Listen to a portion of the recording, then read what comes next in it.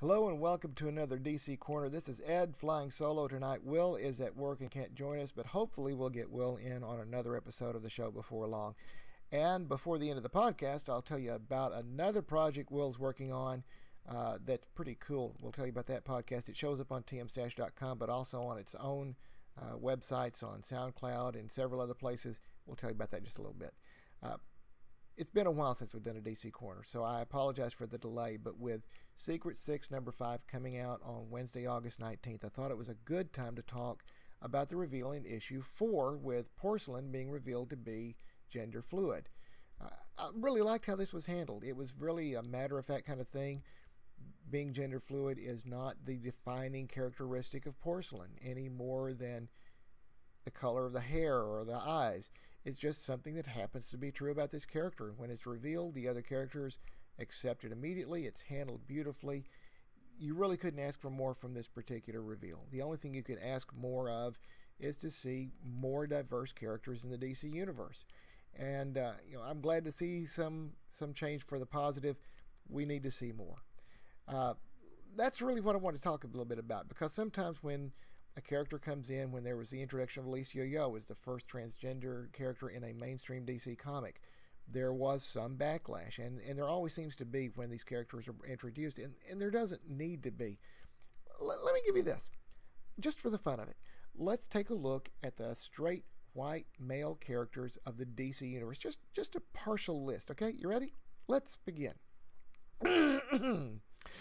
Superman, Superboy, Jimmy Olsen, Perry White, Batman Bruce Wayne. There's Azrael, who was Batman for a while. There's Jim Gordon, who's Batman right now. There's a whole bunch of different Robins. Dick Grayson, Jason Todd, Tim Drake, Damian Wayne. You can also talk Alfred Pennyworth. What about Harvey Bullock for that matter? There's a bunch of different Flashes, too. There's Barry Allen. There's Wally West in the 90s. I know they've reimagined him in the New 52, but for a long time he was the Flash. There's Jay Garrick, who was the Golden Age Flash. There's Bart Allen. Green Arrow, there was his sidekick who is now no longer a sidekick, Arsenal. There's a bunch of Green Lanterns, Hal Jordan, Guy Gardner, Kyle Rayner. There's Hawkman, there's the Adam Ray Palmer. There's Blue Beetle Ted Kord, there's Booster Gold, there's Aquaman, there's Aqualad, there's Garth, there's Elongated Man Ralph Dibny, there's Plastic Captain Marvel, there's Captain Marvel Jr., there's the Guardian, there's Black Condor, there's Captain Atom, there's Captain Comet, there's Metamorpho.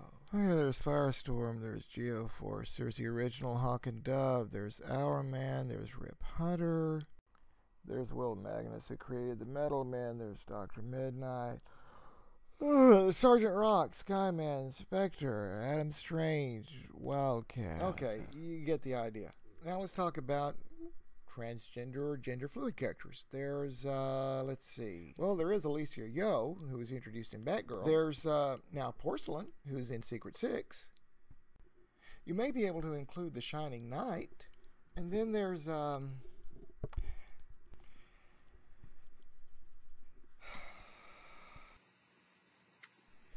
okay, you get the idea.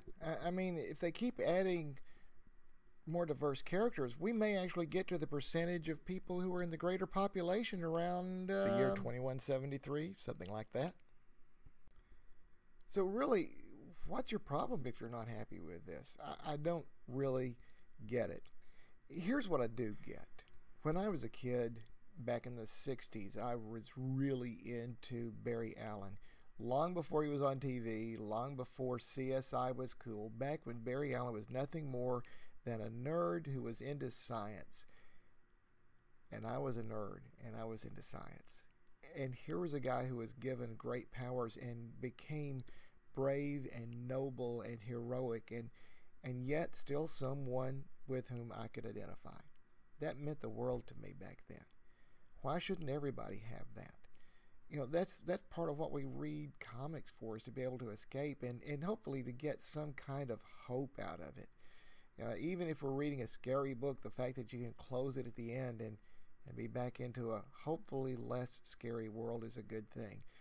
And then you read superheroic things to see hopefully right triumph over wrong, good triumph over evil, and someone who's a little bit like you being brave and noble and good. That's a beautiful thing. And the more opportunities we have for more comics fans to find that person with whom they can identify, that's just right, guys. That's just what ought to happen. So, cheers to Porcelain, cheers to Alicia Yo, and cheers to diversity, guys. Be sure to check out Secret 6 number 5 when it comes out. Be sure to support all your favorite comics. And thanks for listening to me rant on a little bit about this. I did promise you that I would talk a little bit about Will's other project, and if you are a Steven Universe fan, and if you're not, you ought to be. He is part of something called the Crystal Gemcast, which appears on SoundCloud. They also have their own Facebook, Tumblr, Twitter feeds, everything going on, and they also appear on tmstash.com. It is the ultimate, definitive, analytical Steven Universe podcast. It's already got a good following. It's well worth checking out, so be sure to check that out. Also, be watching for our Comics Week in Review that's coming up later this week. And as always, keep checking out the stash. We've got a lot of stuff coming your way that hopefully you're going to enjoy. Thanks for joining us, guys.